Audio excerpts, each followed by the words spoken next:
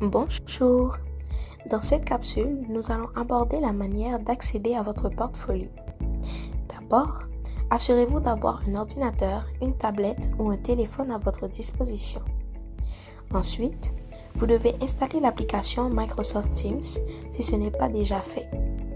Quand l'application est installée, ouvrez-la, puis connectez-vous avec votre adresse courriel scolaire.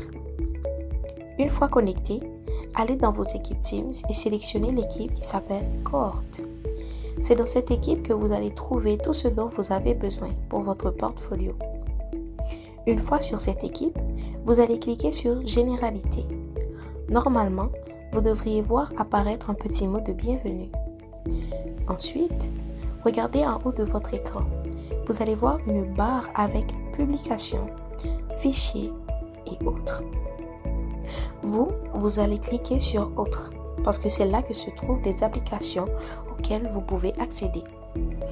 Dans les options qui apparaissent, vous allez sélectionner Class Notebook. C'est ici que tout votre portfolio PEI va se trouver.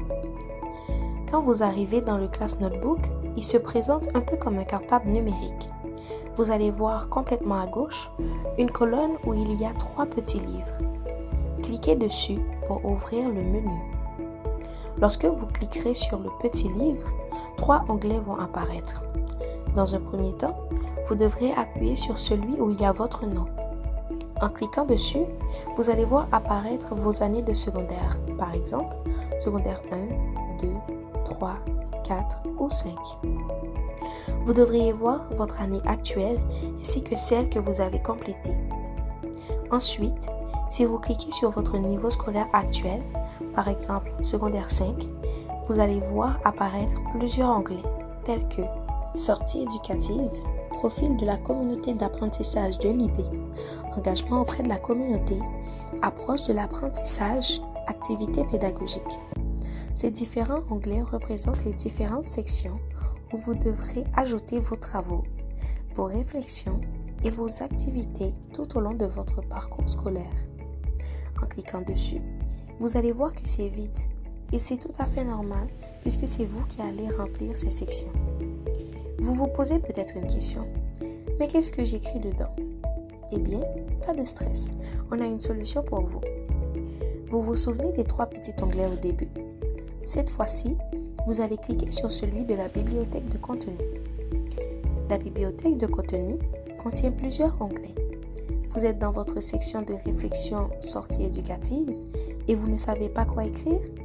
Vous êtes bloqué et vous ne savez pas quoi faire pour votre réflexion?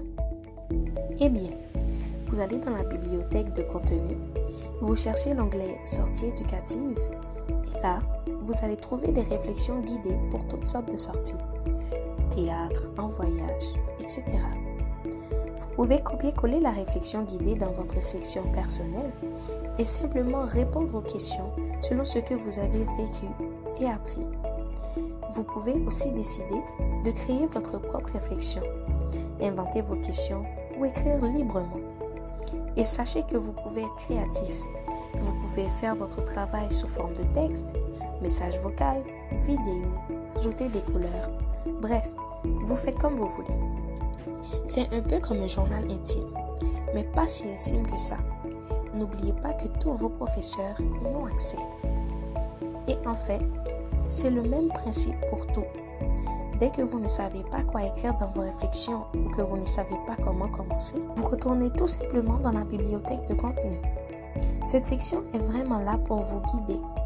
Toutes les questions que vous vous posez, toutes les réflexions que vous devez faire, tous les onglets qui vous semblent compliqués, eh bien, vous pouvez trouver des réponses, des exemples et des questions guidées directement là-bas.